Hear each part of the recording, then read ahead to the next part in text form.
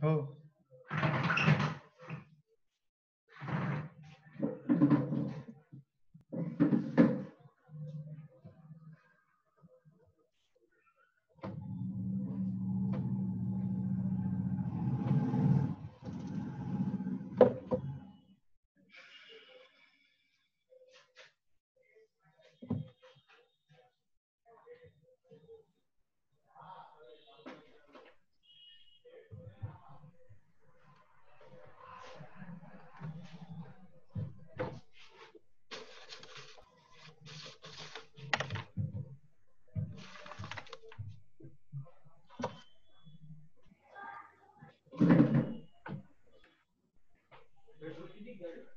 काय माहित नाही, चेक करावं लागेल.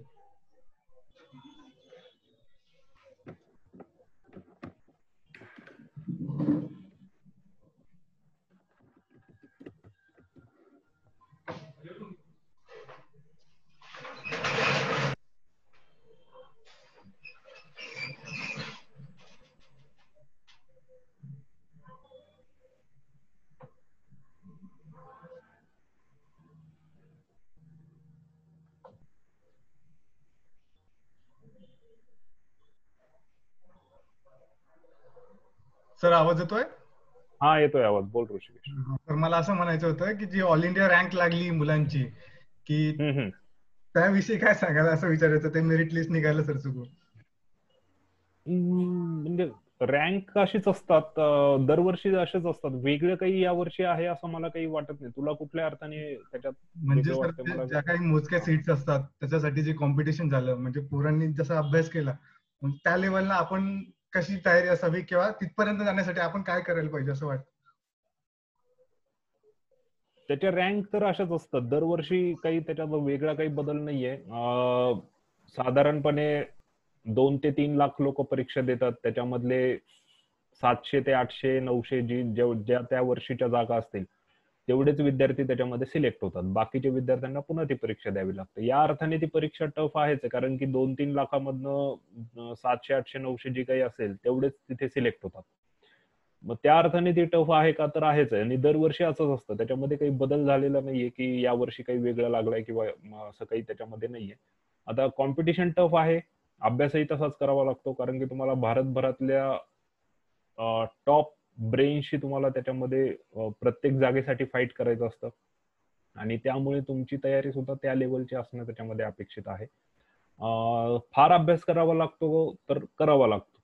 मग त्याच्यामध्ये स्मार्ट वर्क जर आपण करत असू तर त्याच्यामध्ये आपल्याला बऱ्यापैकी आपला प्रयत्न यशस्वी होण्याची शक्यता असते.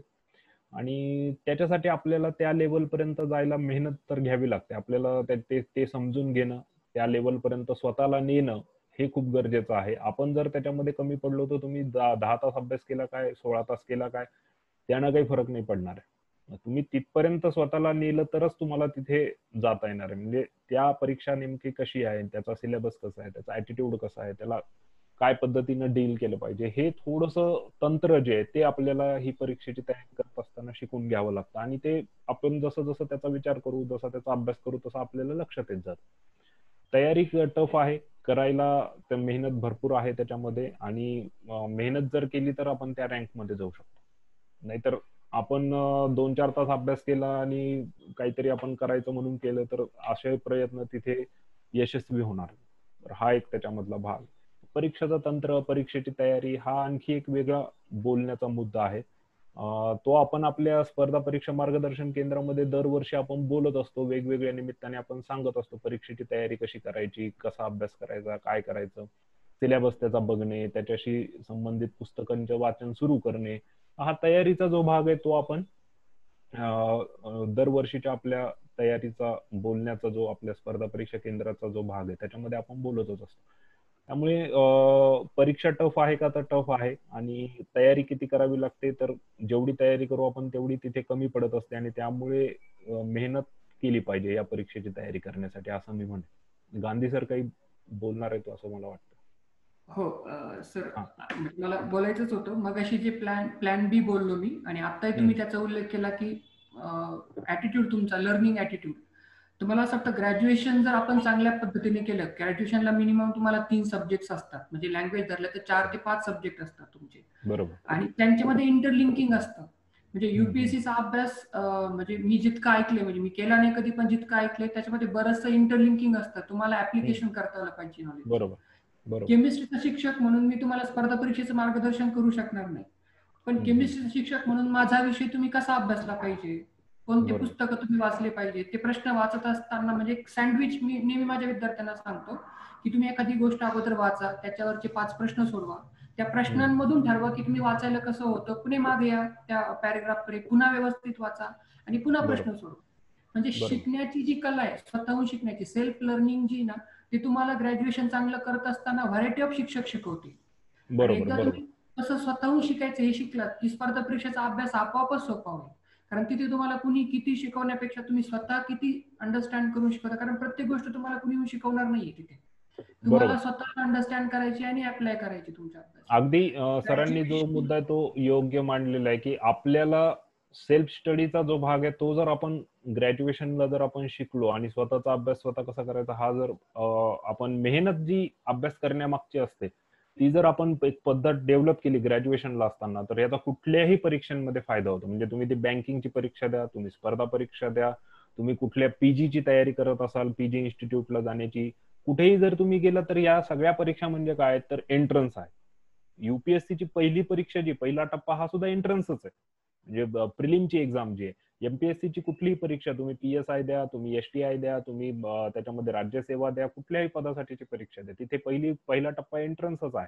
त्यामुळे पीजीला तुम्ही जात असाल त्यालाही एंट्रन्स आहे, कुठेही तुम्ही जाणार असाल तरी एंट्रन्स आहे. पीजीला जायचं असेल आणि त्याच्यासाठी वेगळं काही ऍटिट्यूड लागतो त्या एंट्रन्ससाठी, तर असं नाहीये. सरांनी जे सांगितलं की अभ्यास कसा करायचा हे जर तुम्ही शिकलात तर मग विषय कुठलाही असू द्या, त्याला तो केमिस्ट्री असेल, इतिहास असेल, सायकोलॉजी असेल, अजून कुठला असेल, पीजी इन्स्टिट्यूटची आयआयटीची तुम्ही तयारी करताय का युपीएससीची तयारी तुम्ही करताय, ह्याच्यामध्ये फरक पडू शकतो. पण तंत्र जे आहे अभ्यासाचं ते एकदा तुम्ही ग्रॅज्युएशनला आत्मसात केलं तर ते तुम्हाला पुढे प्रभावी राहू शकतं, तुम्हाला ते पुढे सगळीकडे मदत करू शकतं. हा जो मुद्दा गांधी सरांनी सांगितला तो तर आहेच. अभ्यासाचं साहित्य काय निवडावं इथपासून तर एखादी गोष्ट वाचल्यानंतर आपणच प्रश्न प्रेडिक्ट करणं की अशा प्रकारचे प्रश्न यामध्ये तयार होऊ शकतात, इथपर्यंतच जर ऍटिट्यूड किंवा ती ॲबिलिटी तुमच्याकडे आली सेल्फ लर्निंगची आणि क्वेश्चन बनवण्याची स्वतःच आणि त्याची उत्तरं शोधण्याची, तर कोणतीही एक्झाम किंवा कोणत्याही प्रकारची कॉम्पिटेटिव्ह एक्झाम असेल तर तुम्ही ती चांगल्या प्रकारे फेस कराल. मी असं म्हणणार नाही की क्वालिफाय व्हालच, पण तुमच्याकडे ती ॲबिलिटी असेल की तुम्ही नवीन गोष्ट लवकर आत्मसात करता आणि हवी तिथे तुम्ही ती अप्लाय करू शकता. बरोबर. आपण जे असं आम्हाला वाटतं आपण जे पाहतो ना की 12वीला मेरिट मध्ये, 10वीला मेरिट मध्ये, तर हे विद्यार्थी बऱ्यापैकी पुढे पण वेगवेगळ्या याच्यामध्ये करतात ते, कारण त्यांनी ते अभ्यासाचं तंत्र आत्मसात केलेलं असतं असं मला वाटतं. म्हणजे आपण बऱ्याचदा खिल्ली उडवतो की 10वी 12वीला मेरिट मध्ये आलेले विद्यार्थी पुढे काय करतात आयुष्यामध्ये, अशा बरेचशे व्हॉट्सअप पोस्ट पण मी वाचलेले आहेत की ते पुढे काय करतात. तर ते बरेचसे विद्यार्थी पण पुढच्या ह्याच्यामध्ये लिस्टमध्ये असतात, ते फक्त आपण तितकंसं लक्ष त्याच्याकडे दिलेलं नसतं. हे विद्यार्थी पुढेही काय यशस्वी होतात, आयआयटी मध्ये जातात, तेच विद्यार्थी पुढे आयएएस पण होतात, ते विद्यार्थी पुढे कुठे, कारण ह्यांनी मेन रिझन जर त्याच्यामधलं जे तर ऍटिट्यूड, अभ्यासाबद्दलचा ऍटिट्यूड, परीक्षाबद्दलचा ऍटिट्यूड हा त्यांनी आत्मसात केलेला असतो, बिल्ड केलेला असतो. परीक्षेचं तंत्र, अभ्यासाचं तंत्र त्यांनी आत्मसात केलेलं असतं, जे आता गांधी सर आपल्याला सांगतात आहेत की ग्रॅज्युएशन मध्ये तुम्ही हे करणं खूप अपेक्षित आहे कुठल्याही परीक्षेची तयारी करण्यासाठी, की त्याचं तंत्र काय आणि अभ्यास कसा करायचा ह्याचा आपल्याला फोकस एकदा सापडला की आपण मग तो विषय बदलेल, तयारी तुमची बदलेल, पण ते तंत्र तेच राहणार आहे कुठेही तुम्ही गेलात तरी. थोडंफार परीक्षेप्रमाणे आपल्याला काही तंत्र वेगळे आत्मसात करावे लागतात, पण ती फारसं जड जात नाही त्यानंतर असं मला वाटतं. आणि त्यामुळे या सगळ्याचा विचार जो आहे तो आपण नक्की केला पाहिजे. आणखी मला वाटतं कोणाचा प्रश्न आहे तर आपण पुढे बोलूया. पुढील प्रश्न जो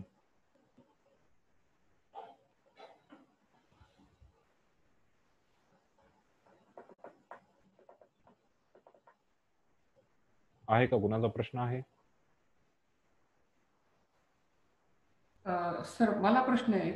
हा बोला ना सर. स्पर्धा परीक्षा किंवा कोणत्याही विषयाचा आपला प्रोग्रेस कसा ट्रॅक करावा, म्हणजे मी इतिहासाची एक संकल्पना वाचली आणि मी पुन्हा पुढच्या वेळेस ती वाचतोय. तर हे मला ट्रॅक करायचंय की मला पहिली इतकी अंडरस्टँडिंग होती आणि आता ती इतकी आहे. तर ह्याच्यासाठी काही असं वेगळं काही असं आहे का की ज्याच्यामध्ये मी स्वतःलाच अनालाइज करू शकेल असं? नक्की नक्की नक्की. त्याची जे आहेत ते साधनं बऱ्यापैकी आहेत. स्पर्धा परीक्षांबद्दल मी जास्त सांगेल की इतिहासाची एखादी संकल्पना वाचली तर ती बरोबर आपल्याला कळाली आहे का नाही हे कसं समजायचं. तर त्याचं जे पॅरामीटर आहे तर ते आहे प्रश्न तुम्ही लिहिणे. मग युपीएससी असेल, एमपीएससी असेल, कुठले मल्टिपल चॉईसचे क्वेश्चन तुम्ही जर पाहिले युपीएससीचे तर त्याच्यामध्ये संकल्पना तुम्हाला व्यवस्थित समजली आहे का नाही हे त्यांना बरोबर कळतं. त्याच्याशिवाय तुम्ही ती परीक्षाच पास होऊ शकत नाही. आणि त्याच्या पुढचा जो टप्पा असतो तो लेखी परीक्षेचा आहे. त्याच्यामध्ये सुद्धा तुम्हाला संकल्पना कळालेली आहे का नाही हे ते पाहतच असतात. त्याच्यामध्ये वेगवेगळ्या पद्धतीने त्यांनी प्रश्न तुम्हाला विचारलेले असतात त्या त्या विषयाचे आणि त्याच्यातून त्यांना बरोबर लक्षात येतं की तुम्हाला किती संकल्पना ती समजलेली आहे. तर प्रश्न जास्तीत जास्त सोडवणे हा मला वाटतं अतिशय प्रभावी मार्ग आहे की आपल्याला संकल्पना कळाली आहे का नाही हे ट्रॅक करण्याचा ऑन युअर ओन. तुमचं स्वतः तुम्ही ट्रॅक करू शकता की प्रश्न तुम्ही त्या संकल्पनांवरचे सोडवले, तुम्हाला लक्षात येतं की तुम्हाला समजलंय नाही समजलंय, तुमचं तुम्हाला लक्षात येतं बरोबर. त्याच्यासाठी वेगळं काही कुणी सांगायची गरज नाही.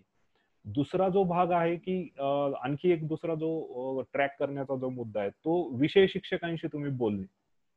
एखादी संकल्पना तुम्हाला समजली तर त्या संकल्पनेबद्दल तुम्ही शिक्षकांशी बोला. तुम्हाला नेमकं ते सांगू शकतात की तुम्हाला संकल्पना अजून क्लिअर व्हायला गरजेची आहे का बरोबर आता तुम्हाला कळालंय तर हे शिक्षकही तुम्हाला सांगू शकतात. असे दोन गोष्टी ज्या आहेत त्या मला वाटतं संकल्पना समजली आहे का नाही हे कळण्यासाठी आपण ट्रॅक करू शकतो. आपले मित्र आहेत त्यांच्याशी आपल्या कॉलेजमध्ये बरेचसे ग्रुप डिस्कशन पण ही मंडळी घेत असतात. तर त्याच्यामधनंही आपल्याला समजतं की आपल्या संकल्पना कितपत क्लिअर आहे. आपल्याला कळतं की आपल्याला हे समजलंय का नाही समजलं. अशा 2-3 गोष्टी ज्या आहेत त्या स्पर्धा परीक्षेमध्ये आपल्याला करता येऊ शकतात त्याच्यामध्ये की आणि कोणीच अवेलेबल नसेल तर प्रश्न तुमच्याकडे आहेत. प्रश्न पाहिजे तितके आहेत, प्रश्न पाहिजे त्या संकल्पनेवरती अवेलेबल आहेत. कुठूनही तुम्हाला प्रश्न मिळू शकतात आणि त्यामुळे प्रश्न सोडवणे सतत हे ट्रॅक करण्याचा एक प्रभावी मार्ग आहे असं मला वाटतं.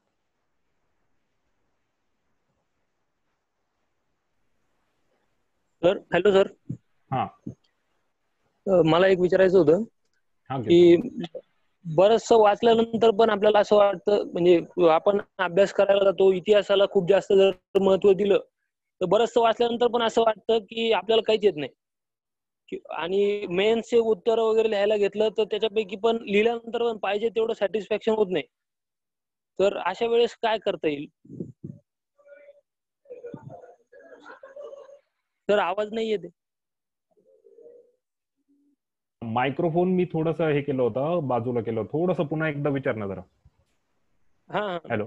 हा हा सर, बऱ्याच वेळेस काय होतं की इतिहासाचा अभ्यास करताना बरचसं वाचल्यानंतर पण असं वाटतं नंतर की आपल्याला म्हणजे पाहिजे तेवढं मिळालं नाही किंवा येत पाहिजे तेवढं म्हणजे ते वाचलेलं समजतं पण उत्तर लिहिताना वगैरे मेन्स मध्ये त्यावेळेस प्रॉब्लेम येतं.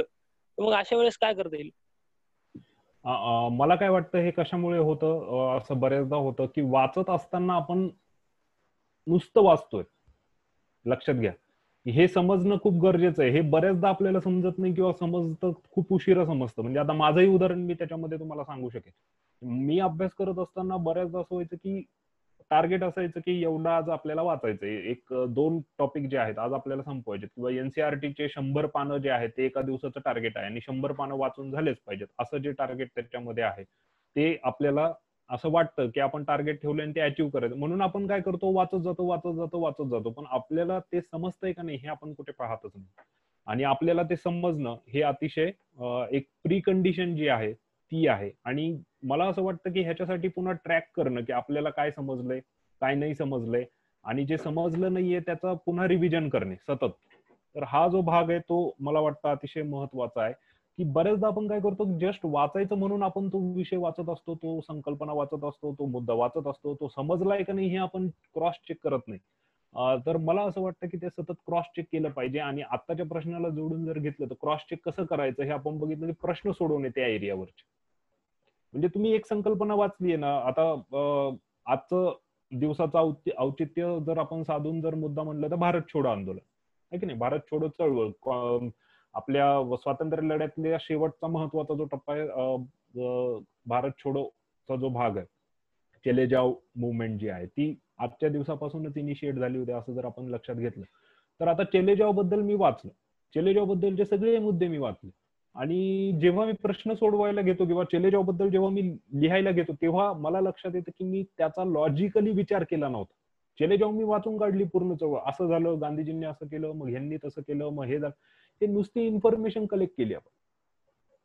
बरोबर आहे का नाही मुद्दा? इन्फॉर्मेशन कलेक्ट करणं, वाचणं हा अभ्यासाचा एक भाग झाला. त्याच्यावरती आपल्या डोक्यामध्ये प्रोसेस होणं, त्याचे इंटरकनेक्शन जसे जे आहेत ते डेव्हलप होणं हे होत नाही. आता चले जाव चळवळीच्या अनेक कनेक्शन्स आहेत. इंग्रजांचे पॉइंट ऑफ व्ह्यू आहे, काँग्रेसचा पॉइंट ऑफ व्ह्यू आहे, भारतामध्ये वेगवेगळे पक्ष आहेत त्यांचा पॉइंट ऑफ व्ह्यू आहे, जिनांचा पॉइंट ऑफ व्ह्यू आहे, वेगवेगळ्या गोष्टी त्याच्यामध्ये इन्व्हॉल्व्ह आहेत आणि प्रश्न नेमका वेगळ्या अँगल नाही आला तर आपल्याला तो मांडता येत नाही कारण आपण तशा पद्धतीने त्याचा विचारच केलेला नसतो. म्हणजे काय, डाटा आपण इनपुट घेतोय, प्रोसेस त्याचा काहीच करत नाहीये. असं नाहीये परीक्षा म्हणजे की इनपुट तुम्ही टाकलं आणि लगेच आउटपुट तुम्हाला ते फेकायचंय कुठेतरी. इनपुट झाल्यानंतर आउटपुट साठी प्रोसेसिंग तुमच्या डोक्यामध्ये होणं खूप गरजेचं आहे आणि ते प्रोसेसिंग झाल्यावर तुम्हाला प्रोसेस डाटा त्यांना द्यायचा आहे ऍज अ अँसर तुम्हाला जे द्यायचं ते प्रोसेस डाटा द्यायचा आहे. ते प्रोसेसिंग बऱ्याचशा जणांचं होतच नाही. वाचून काढतो आपण धाड धाड धाड धाड धाड धाड, पण काय समजलं माहित नाही. तर ही परिस्थिती बऱ्याच जणांची असते आणि मला वाटतं यशाचा जो टप्पा आहे किंवा यशाचा जो पर्सेंटेज आहे तो कमी होण्याचं हे एक अतिशय महत्वाचं कारण आहे की मुद्दाच समजला नाही, वाचून काढलं, अभ्यास केला, सगळं केलं, पण समजलं नाही आणि तसंच आपण पुढे गेलो. तर हे जेव्हा होत असेल तेव्हा आपण थोडंसं कॉशियस व्हायला पाहिजे. अभ्यासाचं स्पीड कमी करून समजताय का नाही क्रॉस चेक करा, प्रश्न सोडवा, विषय शिक्षकांशी बोला आणि मग तुम्ही त्याच्यामध्ये पुढे जाऊ शकता. गांधी सर काहीतरी बोलतायत त्याच्यावर. हा सर, म्हणजे कदाचित अगोदर तुमच्या बोलण्यातून विद्यार्थ्यांना कळालं असेल, पण कोणती कॉन्सेप्ट वाचताना विद्यार्थी किंवा ऑन एन ऍव्हरेज म्हणजे विद्यार्थी काय करतात, ती फॅक्ट वाचतात.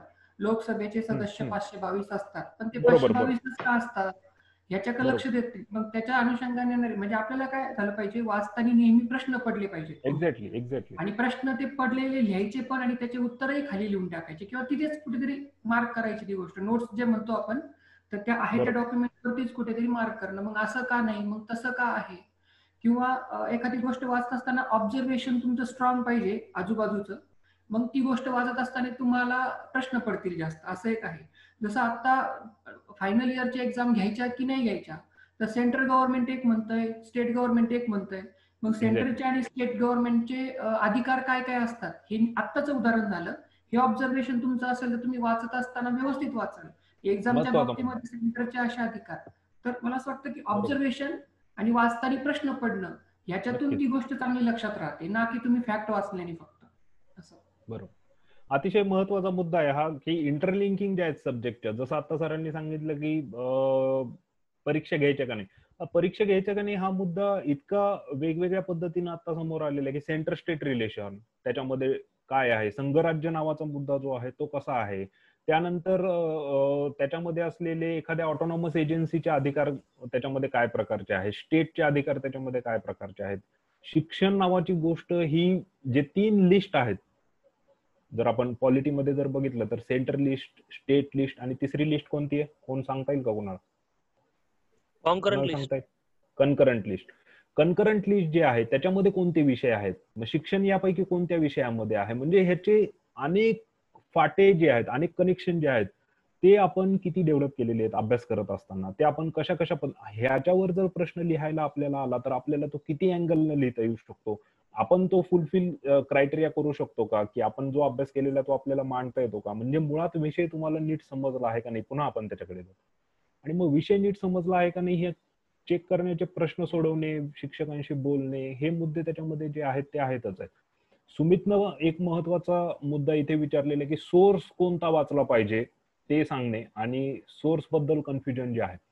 तर सोर्सचा जो मुद्दा आहे तो सगळ्यांना बऱ्या अधिक प्रमाणामध्ये जाणवणारा मुद्दा आहे की सोर्सेस एखाद्या परीक्षेसाठीचे पुस्तकं जी आहेत ती कोणती वाचायची, कशी वाचायची, हे आपण दरवर्षी बोलतोय सुमित. आणि 3rd इयर मध्ये आपण आता पास आउट होताना पण जर हा मुद्दा जर पडत असेल आपल्याला प्रश्न, तर मला असं वाटतं की आपल्या स्पर्धा परीक्षा केंद्राची भूमिका कुठेतरी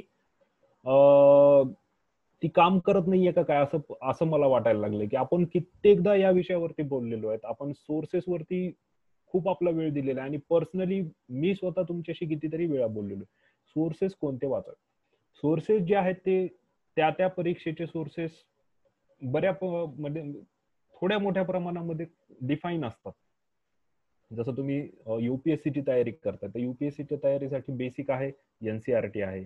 एनसीआरटी नंतर मग सतत मार्केटमध्ये वेगवेगळे पुस्तकं आलेले असतात, अपडेट पुस्तकं आलेले असतात, तर ती पुस्तकं वाचणे. उदाहरणार्थ जर म्हटलं तर शासनाच्या स्कीम वरती बरेचदा प्रश्न असतात. मग शासनाचं जे प्रकाशन आहे, बरोबर आहे का नाही, इंडिया इयरबुक नावाचं पुस्तक असतं शासनाचं, दरवर्षी येत असतं. तर इंडिया इयरबुक वाचणे. इंडिया इयरबुक मध्ये वर्षभरात शासनाचं काय काय झालेलं आहे, काय काय केलेलं आहे, हे सगळं त्यांनी सांगितलेलं असतं. त्यानंतर इकॉनॉमिक सर्व्हे दरवर्षी प्रकाशित होतो बजेटच्या आधी. तो इकॉनॉमिक सर्व्हे हे महत्वाचं डॉक्युमेंट असतं, त्याच्यावरती प्रश्न विचारले जातात. असे जे डॉक्युमेंट्स आहेत किंवा असे जे सोर्सेस आहेत, हे आपण वाचणे, ऑथेंटिक सोर्सेस आपण वाचणे, न की कुठल्या तरी गल्लीतल्या एखाद्या पब्लिकेशननं काहीतरी चिरीमिरी पुस्तक काढलेलं असतं, आपल्याला वाटतं की चला हे पुस्तक घेऊन आपण स्पर्धा परीक्षा तयारी करू, तर असं होत नाही. ऑथेंटिक सोर्सेस जर तुम्ही वाचले तर तुमची तयारी योग्य मार्गाने होईल, नाही तर होणार नाही. हा जो मुद्दा. आणि ऑथेंटिक सोर्सेस हे त्या त्या परीक्षांची ज्यांनी तयारी केलेली आहेत, माझे विद्यार्थी असतील, सक्सेसफुल कॅन्डिडेट आहेत, हे दरवर्षी ही लिस्ट देत असतात. दरवर्षी ते सांगत असतात की हे पुस्तकं वाचा, ते पुस्तकं वाचा. आपल्या स्पर्धा परीक्षा केंद्रामध्ये आपण याबद्दल दरवेळी बोलत असतो. तिथेही आपण सांगत असतो की कोणत्या परीक्षेसाठी कोणते पुस्तकं जे आहेत ती वाचली पाहिजेत. आता ह्याच्यामध्ये काही असं स्टॅम्प नाहीये की हीच पुस्तकं वाचली पाहिजे. तुम्ही कमी जास्त त्याच्यामध्ये करू शकता. आता इतिहासाचं उदाहरण देतो मी. इतिहासाचं युपीएससी आणि एमपीएससी ला कुठले कुठले पुस्तकं वाचता येतात आपल्याला. तर एनसीआरटी बेसिक आहेत, 6वी ते 12वी पर्यंतच्या एनसीआरटी आपण त्याच्यामध्ये वाचतो.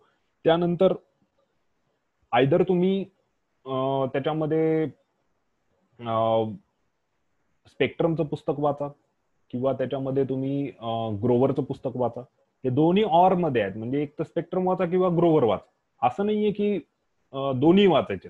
तुम्ही ठरवा वेळ, अवेलेबिलिटी किती आहे तुमच्याकडे वेळेची. जर तुम्ही फर्स्ट इयरला असाल आणि एनसीआरटी तुमचं वाचून झालेलं आहे, तर मी म्हणेल मग ग्रोव्हरही वाचा, स्पेक्ट्रमही वाचा, त्याच्यानंतर आणखी कुठले पुस्तकं असतील तर तेही वाचा, इंडियन स्ट्रगल फॉर इंडिपेंडन्सही वाचा, बिपिन चंद्रांचं. 3 पुस्तकं वाचा तुम्ही, काही प्रॉब्लेम. पण तुम्ही जर म्हणालात की मी आता थर्ड इयरला आहे आणि आता मला परीक्षा द्यायची आहे, तर मग मी म्हणेल या 3 पैकी एक पुस्तक वाचा कुठलं तरी. लक्षात आला का मुद्दा? सोर्स हा जो आहे तो तुमची अवेलेबिलिटी ऑफ टाइम, किती वेळ तुमच्याकडे आहे त्याच्यावरती अवलंबून आहे. आणि दुसरा जो मुद्दा आहे तो तुम्हाला तो सोर्स कितपत वाचता येतो. तर बरेचसे सोर्सेस असे युपीएससीचे इंग्रजीमध्ये, ते मराठी वाचता येत नाहीत विद्यार्थ्यांना बऱ्याचदा, लँग्वेजचा प्रॉब्लेम असतो. मराठी ट्रान्सलेट झालेले तुम्ही वाचू शकता. ट्रान्सलेशन मध्ये चुका आहेत पण वाचू शकता तुम्ही, काही प्रॉब्लेम नाहीये. अशा पद्धतीनं सोर्सेस हा जो मुद्दा आहे तो स्पेसिफिक आहे, विद्यार्थी स्पेसिफिक आहे. कोणी तयारी कुठल्या परीक्षेची करतो त्याच्याशी संबंधित. आता एखादा विद्यार्थी जर एमपीएससी ची परीक्षा करत असेल, त्यांनी स्पेक्ट्रम कितपत वाचणं गरजेचं आहे, हा मुद्दा आहे. एमपीएससीचा सिलेबस वेगळा आहे बऱ्यापैकी आणि युपीएससीचा सिलेबस बऱ्यापैकी वेगळा झालेला आहे. त्यामुळे आपल्याला मग तिथे सोर्स जे आहे ते परीक्षा स्पेसिफिक सोर्स.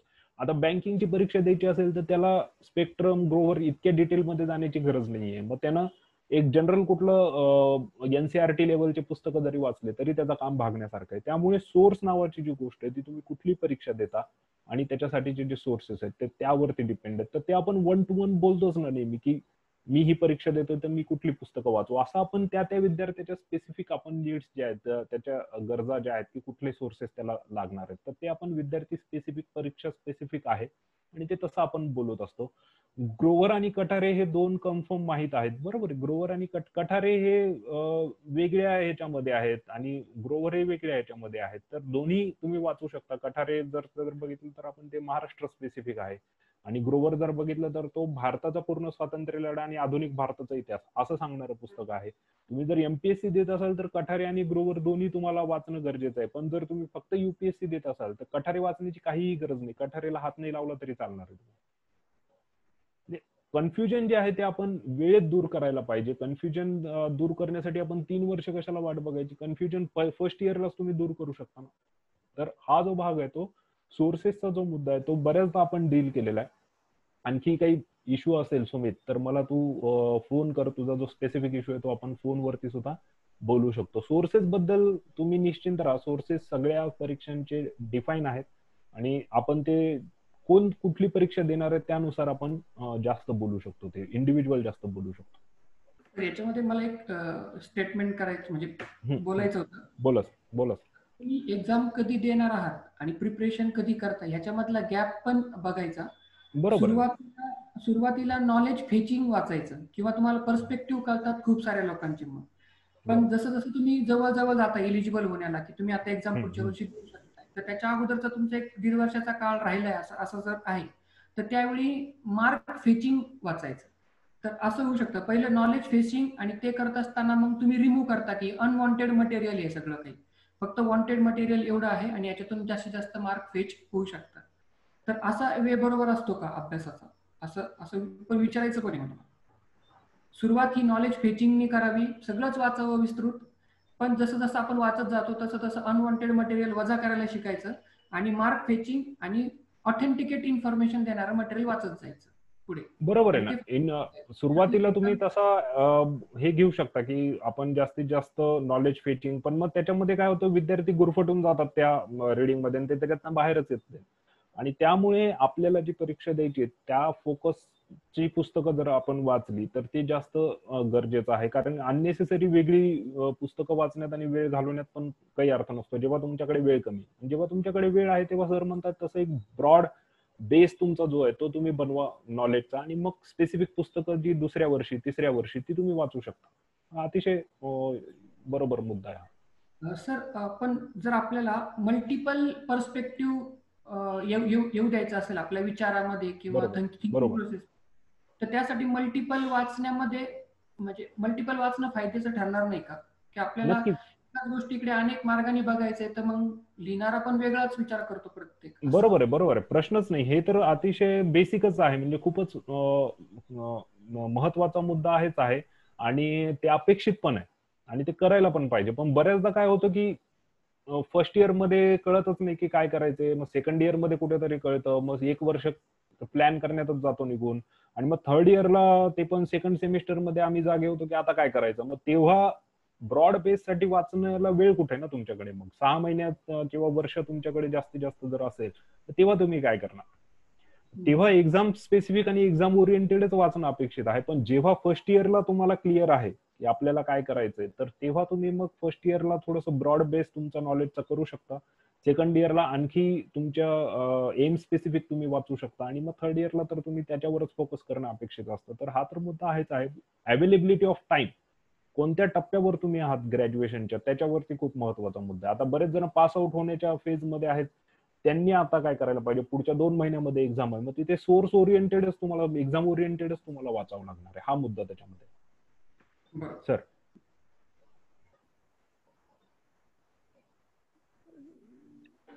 हॅलो. हा ठीक आहे सर, एक माझा मित्र आहे विवेक कुलकर्णी, त्याला प्रश्न विचारायचा आहे. तो आपला म्हणजे माझा जवळचा मित्र आहे. ठीक आहे काय हरकत नाही. एक विवेक विचार. हा विवेक. हॅलो सर, नमस्कार. हा नमस्कार विवेक, बोल. हा सर, मी YCM मध्ये सध्या BA करतोय, सोबत जॉब सुद्धा करतोय. ठीक आहे. तर मला विचारायचा प्रश्न असा होता की मी सेकंड इयर आता जस्ट पास झालोय, थर्ड इयरला FTR झालोय. माझं टार्गेट UPSC MPSC किंवा कोणती स्पर्धा परीक्षा नाहीये. ठीक आहे. माझं टार्गेट हे की मला एखादा समजा मीडिया असेल किंवा दुसरा कोणतं तरी माध्यम असेल जो मी BA चा पाया वापरून पुढे मला ग्रो करू शकेन, असं मला एक माध्यम हवंय. किंवा मला वाटा विचारायच्या होत्या की BA बेसिसवर आपण पुढे करिअर मध्ये कोणकोणत्या वाटा निवडू शकतो असं. बरोबर. BA बेसिसवर तुम्ही काही वाटांकडे तुम्ही जाऊ शकत नाही, हे तर तुम्ही निश्चित केलेलं, कारण तुम्ही BA घेतलेलं. म्हणजे तुम्ही जर BA घेतलं म्हणालात की मला डॉक्टर व्हायचंय, होता येईल, पण मग तुम्हाला 12वीची परीक्षा पुन्हा द्यावी लागेल, पुन्हा 12वीच्या बेस, म्हणजे काही गोष्टी तुम्ही डिफाईन केलेल्या आहेत की तिकडे तुम्ही जाऊ शकत नाही. BA घेतलेला असल्यामुळे काही गोष्टी तुम्हाला प्लस पॉईंट पण आहेत की तुम्ही अनेक ठिकाणी तुम्ही जाऊ शकता. क्रिएटिव्ह गोष्टींमध्ये तुम्ही जाऊ शकता, तुम्ही रिसर्च मध्ये जाऊ शकता, तुम्ही एन नंबर ऑफ आहेत, करिअर ऑप्शन खूप आहेत. तुमचं लाइकिंग, तुमचं इंटरेस्ट कशात आहे हे खूप मॅटर करतं जेव्हा करिअरचा मुद्दा येतो BAच्या लेवलला. कारण तुम्ही मीडिया हा एक शब्द त्याच्यामध्ये वापरला किंवा अजून काय आपल्याला करता येऊ शकतं हा मुद्दा त्याच्यामध्ये तुम्ही म्हणाल. तर मीडिया हा जरी घेतला एक मुद्दा, तरी त्याच्यामध्ये सुद्धा बऱ्याचशा गोष्टी तुम्ही करता येऊ. तुम्ही क्रिएटिव्ह कंटेंट रायटर होऊ शकता. आज बऱ्याचशा डेली सोप ज्या आहेत, मालिका ज्या आहेत, त्यांना दररोज लिहायला लागतं ना कोणीतरी, दररोज काहीतरी एपिसोड लिहायला लागतं, त्यांना रोज काहीतरी दाखवावं लागतं. बरोबर आहे का नाही? तुम्ही जर चला हवं येऊ द्या जर तुम्ही पाहत असाल, तर चला हवं येऊ द्याचा जो मेन कंटेंट रायटर आहे, बरोबर आहे का नाही, निलेश साबळे, तर तो कोण आहे? बेसिकली तो डॉक्टर आहे, तुम्हाला सगळ्यांना माहिती असेल. तर निलेश काय करतोय सध्या? डॉक्टरकीचं काही त्याला एज्युकेशनचा काही तसा उपयोग आहे का? असेल थोड्याफार प्रमाणामध्ये, पण तो आता काय करतोय? क्रिएटिव्ह कंटेंट रायटिंग करतो. क्रिएटिव्ह कंटेंट रायटिंग एखाद्या सिरियल साठी खूप महत्वाचा मुद्दा आहे, ती सिरियल यशस्वी होण्यासाठी. आणि क्रिएटिव्ह कंटेंट रायटिंग तुम्ही करू. क्रिएटिव्ह कंटेंट रायटिंग मध्ये पण खूप सारे प्रकार आहेत. तुम्ही स्क्रीन प्ले लिहू शकता, एखाद्या चित्रपटासाठीचा, पिक्चरसाठीचा स्क्रीन प्ले लिहू शकता, डायलॉग लिहू शकता. बरेचसे आपल्याकडचे जे डायरेक्टर आहेत ते डायलॉग रायटर म्हणून आधी आलेले आहेत. तुम्हाला सलमान खानचे वडील माहिती असतील, बरोबर? नाव काय सांगता येईल सलमान खानच्या वडिलांचं? काय नाव? सलीम खान. सलीम खान आणि जावेद अख्तर यांनी शोलेची स्टोरी लिहिलेली आहे, बरोबर आहे का नाही? हो हो. यशस्वी आहेत का नाही ते कंटेंट रायटर म्हणून? त्यामुळे चित्रपटाचे स्क्रीन प्ले तुम्ही लिहू शकता. ऍडव्हर्टायझिंग चे डायलॉग जे आहेत ते सुद्धा लिहायला खूप डिमांड असते, त्याला सुद्धा करिअर ऑप्शन खूप चांगला आहे तो. ऍडव्हर्टायझिंगचे तुम्ही डायलॉग्स त्याच्यामध्ये लिहू शकता. अशा कितीतरी गोष्टी आहेत. सिरियल्स आहेत, वेगवेगळ्या ज्या सिरियल्स आहेत त्यांचे एपिसोड्स लिहिण्यासाठी त्यांना लोक लागत असतात. म्हणजे कंटेंट रायटिंग हा एक भाग झाला मीडियाचा. मीडियामध्ये सुद्धा असे खूप भाग आहेत की तुम्ही पत्रकारितेमध्ये जाऊ शकता, तुम्ही कॉलम रायटर होऊ शकता, तुम्ही किती गोष्टी त्या मीडियाला धरून तुम्ही करू शकता. म्हणजे असं काही त्याच्यामध्ये नाहीये की लिमिटेड करिअर ऑप्शन आहे. तुम्ही ठरवायचंय तुम्हाला लाइकिंग कशात आहे, तुमचे इंटरेस्ट कशात आहेत, आणि त्यानुसार त्याला सूट होणारं करिअर ऑप्शन जे आहे ते आपल्याला त्याच्यामध्ये निवडता येईल. तर मला असं वाटतं की खूप वाटा आहेत. तुम्ही नवीन वाट सुद्धा निर्माण करू शकता. असं काही नाहीये की त्याच्यामध्ये मळलेल्या वाटामध्ये जायला पाहिजे. एखादी नवीन वाट तुम्ही निर्माण करू शकता का नाही? मला वाटतं एक्सप्लोर करायला पाहिजे, शोधलं पाहिजे. आणि तुमचा जो करिअर म्हणजे तुमचा जो छंद आहे, तुमचा जो इंटरेस्ट आहे, त्याला धरून जर आपण जर केलं तर आणखी त्याच्यामध्ये आपल्याला चांगलं करता येऊ शकतं. आता तुमचा छंद किंवा तुमचं जे पर्सनल लाइकिंग आहेत, इंटरेस्ट आहेत, ते मला माहिती नाहीत, नाही तर आपण आणखी त्यातले ऑप्शन वेगवेगळे आपण बोलू शकतो. तर ते आपण इंडिव्हिज्युअल 1 to 1 पण बोलू शकतो की तुम्ही मला कधी फोन करा, आपण एक वेळ ठरवून घेऊन त्यावेळी आपण या करिअरमध्ये कुठले कुठले, या एरियामध्ये कुठले कुठले ऑप्शन आहेत, आपण त्याच्यावरती बोलू शकतो. विवेक.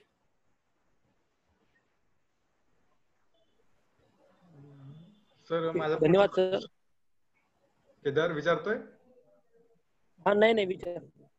सर माझा प्रश्न गांधी सरांना आहे, पण आपल्याकडे आता 7च मिनिटाचा वेळ उरलाय. तर गांधी सरांना माझा प्रश्न असा आहे की पदवीनंतर रसायनशास्त्राचा प्राध्यापक होण्यापर्यंतचा आपला प्रवास कसा होता, किंवा इथपर्यंत येण्यासाठी आपण कशी तयारी केली? मला प्रश्न म्हणजे तुला प्रवास म्हणजे काय ऐकायला काय आवडेल? माझं स्ट्रगल? स्ट्रगल ऍज सच स्ट्रगल मला काहीच करावं लागलं नाही ऋषिकेश. मी BSc नंतर फक्त एंट्रन्स एक्झामिनेशन दिली होती पुणे युनिव्हर्सिटीची. तिथे माझं नंतर सिलेक्शन झालं, मला हवा तो सब्जेक्ट मला तिथे मिळाला. आणि मला असं वाटतं की माझं ग्रॅज्युएशनच इतकं चांगलं झालेलं होतं किंवा मी केलेलं होतं असं म्हणता येईल, त्या बेसिक कॉन्सेप्ट क्लिअर करणं, की जेणेकरून MSc-च्या 3rd सेमिस्टरलाच माझं नेट क्लिअर झालं होतं फर्स्ट अटेम्प्ट मध्ये. त्यावेळी रँकही माझा 56 म्हणजे खूप चांगला होता. त्याच्यामुळे मी आता BSc-च्या विद्यार्थ्यांना ज्यावेळेस शिकवतो त्यावेळेस मी त्यांना नेहमी फक्त एवढंच उदाहरण देतो की तुम्ही BSc अगदी व्यवस्थित करा आणि MSc-ला ऍडमिशन न घेता तुम्ही नेट करण्यासाठी MSc-ला जाताय असं करा. कारण MSc तर तुम्ही पास होणारच असता, नेट पास होणं आपली प्रायोरिटी असली पाहिजे जर तुम्ही PG करत असाल तर.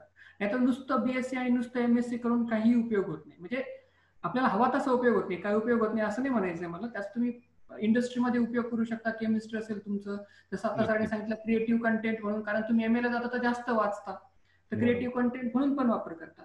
पण प्राध्यापक व्हायचंय, त्याची जर इलिजिबिलिटी नेट असेल आणि फक्त MSc करून चालत नसेल तर माझा फोकस नेट असला पाहिजे ना की MSc. आणि त्याचा अभ्यास मला असं वाटतं की BSc-लाच खूप चांगल्या प्रकारे होतो किंवा BA ला चांगल्या प्रकारे होतो. आणि नंतर फक्त तुम्हाला ते 3rd इयर MSc मध्ये अप्लाय करायचं असतं. आणि नेटचा जर माझा अनुभव असेल, मी ज्या काळात पेपर दिलाय नेटचा, तर त्याच्यामध्ये मला बराचसा पार्ट असा वाटला की मी MSc फक्त फर्स्ट सेमिस्टर जरी केलं असतं किंवा कदाचित नसतं केलं तरीही मी नेटचे एक्झामिनेशन पास झालो असतो. म्हणजे इतकं कंटेंट BScचं होतं किंवा नॉलेज ते BScचं असं होतं की मी जे अप्लाय करू शकत होतो आणि ज्यांनी मी MScचे प्रश्न सोडवले. तर हा प्रवास होता. आणि त्याच्यानंतर जर ह्या सर्व्हिसमध्ये यायचं म्हणत असतील नेट झाल्यानंतरचं, तर या सर्व्हिसमध्ये MPSCची जी असते त्याची ऍडव्हर्टाइजमेंट निघतात, तुम्हाला अप्लाय करायचं असतं. पार्टिसिपंट जर ऍप्लिकंट जर खूप असतील तर तुम्हाला एक स्क्रीनिंग टेस्ट द्यावी लागते. त्याच्यानंतर तुम्ही स्क्रीनिंग टेस्टमध्ये जर शॉर्टलिस्ट झाला तर मग तुम्हाला इंटरव्ह्यूला बोलवतात. आणि इंटरव्ह्यूचे जर प्रश्नांचं विचारत असतील तुम्हाला आता की इंटरव्ह्यू मध्ये सिलेक्शन झालंय माझं, त्याच्या अगोदर मी स्क्रीनिंग टेस्टच्या प्रश्नांचं सांगतो की अगदी 11वी-12वीच्या लेवलचेही प्रश्न त्यामध्ये होते. म्हणजे इतके बेसिक प्रश्न त्या स्क्रीनिंग टेस्टमध्ये असतात MPSCच्या, जी आपण खूप याची समजतो. म्हणजे जी आपण याचीच म्हणजे MPSCची तुम्ही जी येतात ती कॉम्पिटेटिव्ह आहे, ही याची असते, डिपार्टमेंटल एक्झाम्स असतात या. म्हणजे ज्या ह्या सब्जेक्ट वाईज असतात. म्हणजे मला असं नाही की कॉम्पिटेटिव्ह MPSCची दिली म्हणजे डायरेक्ट रिक्रुटमेंटची असते की ज्याच्यामध्ये फक्त मी माझ्या विषयाचाच पेपर देत असतो स्क्रीनिंग टेस्ट करायला. तर त्यातले प्रश्नही अगदी 11वी-12वी आणि ग्रॅज्युएशन लेवलचे होते. त्याच्यामध्ये असा हायफाय MScचा पार लास्ट सेमिस्टरचा अभ्यास मला उतरावा लागला त्याच्यामध्ये, असं काही नव्हतं. आणि इंटरव्ह्यूचे पहिले 5 प्रश्न असे असतील की ज्याने तुम्हाला पुढचे 5 प्रश्न विचारायचे की नाही ते ठरवतात. म्हणजे पहिले 5 प्रश्न असेच अगदी बेसिक, म्हणजे एखाद्या गोष्टीचं युनिट काय ते सायन्सच्या विद्यार्थ्यांना कळेल. एखाद्या गोष्टीचं युनिट काय, जसं लोकसभेचे सदस्य किती, इतकं सिंपल प्रश्न पहिले 5 प्रश्न असतात. त्यानंतरची 5 प्रश्न थोडंसं तुम्हाला कंटिन्यू ठेवायचं का इंटरव्ह्यूच्या त्या प्रोसेसमध्ये याच्यासाठी असतात. नंतरचे 5 प्रश्न तुम्हाला डिस्टिंग्विश करण्यासाठीचे, म्हणजे मी क्रूडली सांगतोय 5-5 असतात असं काही काउंट नाही होत, पण प्रश्नांची लेवल अशी असते. आणि जर तुम्ही फायनल स्टेज पर्यंत प्रश्नांची उत्तर, मग त्यावेळी तुम्हाला थोडेसे हलके फुलके प्रश्न की जेणेकरून तुमचा ऍटिट्यूड चेक होईल की याचा काय नेमका एकूण अभ्यासाचा किंवा शिकवण्याच्या प्रती किंवा जनरल नॉलेज आहे का. जसं MPSC असेल तर थोडंसं जनरल नॉलेज विचारतात की कॉलेजेस किती आहेत गव्हर्नमेंटची मध्ये. आणि त्याच्यानंतर मग मी सर्व्हिस जॉईन केली. तर हा एवढा प्रवास होता. पण याच्यामध्ये थोडेसे पेशन्स, थोडे नाही खूप पेशन्स ठेवावे लागले. माझं झालं 2010ला पास आउट होतो मी MSc आणि नेट. त्याच्यानंतर 2013 मध्ये मी अप्लाय केलं होतं, पण काही कारणास्तव त्या जी प्रोसेस असते रिक्रुटमेंटची, जसं सुमित किंवा त्याच्या अगोदर कोणतरी प्रश्न विचारला की रिक्रुटमेंटला खूप मध्ये वेळ जातो, तर त्या काळामध्ये मात्र मी ऑनलाईन ट्युटरिंग, म्हणजे माझ्या सब्जेक्टचे रिलेटेड, असं नाही की मग आता जॉबच नाही मग मी काय करणार, मी प्रायव्हेट ट्युशन्स घेणं मॅथ्सच्या IIT JEE च्या मॅथ्सच्या आणि केमिस्ट्रीच्या, किंवा ऑनलाईन ट्युटरिंग करणं, या गोष्टी मी करत राहिलो. आणि त्याचा फायदा असा झाला की ऑनलाईन ट्युटरिंग मध्ये असं असतं की तुम्हाला असा स्पेसिफिक प्रश्न पडत नाही की इतिहासातला बरोबर फक्त 1947च्या वरतीच प्रश्न, रॅन्डम कोणताही, अगदी ते तुमचा पुरातन काळापासून अगदी कॉन्टेम्पररी असं म्हणता येईल. जसं केमिस्ट्रीमध्ये व्हॅलिड प्रश्न पडतात. तर ते काम करत असताना ऍटिट्यूड डेव्हलप झाला की ऑल ऑफ सडन कोणताही प्रश्न आला समोर तर विचार करायचा आणि ठरवायचं आपल्याला हे जमतं की नाही जमतं. जमत असेल तर ते उत्तर द्यायचं, नसेल जमत तर प्रामाणिकपणे म्हणायचं की याचं उत्तर मला माहिती नाही किंवा तो स्किप करायचा प्रश्न. तर अशी ऍटिट्यूड डेव्हलप होत राहिली आणि त्याचा उपयोग इंटरव्ह्यू मध्ये किंवा सगळ्या प्रोसेसमध्ये झाला. आणि एक दुसरी गोष्ट म्हणजे डिफरंटली एबल म्हणून मला, किंवा कोणासाठी, म्हणजे तुम्ही तुमच्यात वेगळ्या ॲबिलिटीज असतात, माझ्याकडे काहीतरी होतं की ज्याचं मला प्रूव्ह करणं आवश्यक होतं त्यांच्यासमोर. तर हे ऑनलाईन ट्युटरिंग केल्यामुळे किंवा मी टेक्नॉलॉजिकल ह्या गोष्टी वापरलेल्या असल्यामुळे टीचिंग लर्निंग प्रोसेसमध्ये मी ते वापरू शकेल की जेणेकरून माझा हा हँडिकॅपिंग होणार नाही, डिफरंट लेबल असणं हे हँडिकॅपिंग होणार नाही, हे मी प्रूव्ह करू शकलो. तसंच तुमच्यापैकी तुम्ही ठरवा तुमचे पक्के दुवे काय की ज्याच्या बेसिसवरती त्यांना तुम्हाला सिलेक्ट करण्याला वाव असेल बाकीच्या मल्टिपल ऍप्लिकंट्स पैकी, असं. तर हा एकूण एक प्रवास होता. सर केदार, आता अंतिम कार्यक्रम घेऊयात, आभार मानायचं. हो सर, आपल्याला आजच्या कार्यक्रमामध्ये मडकर सर तसेच गांधी सर यांनी वेळात वेळ काढून खूप मोलाचं मार्गदर्शन केलं. त्याबद्दल मी सरांचे खूप खूप आभार मानतो आणि सरांच्या परवानगीने हा कार्यक्रम इथे संपत आहे असं जाहीर करतो. सर्वांचे खूप खूप धन्यवाद. थँक्यू. ऋषिकेश. हो सर, थँक्यू. क्लोज करतो. हो करतो, झालंय.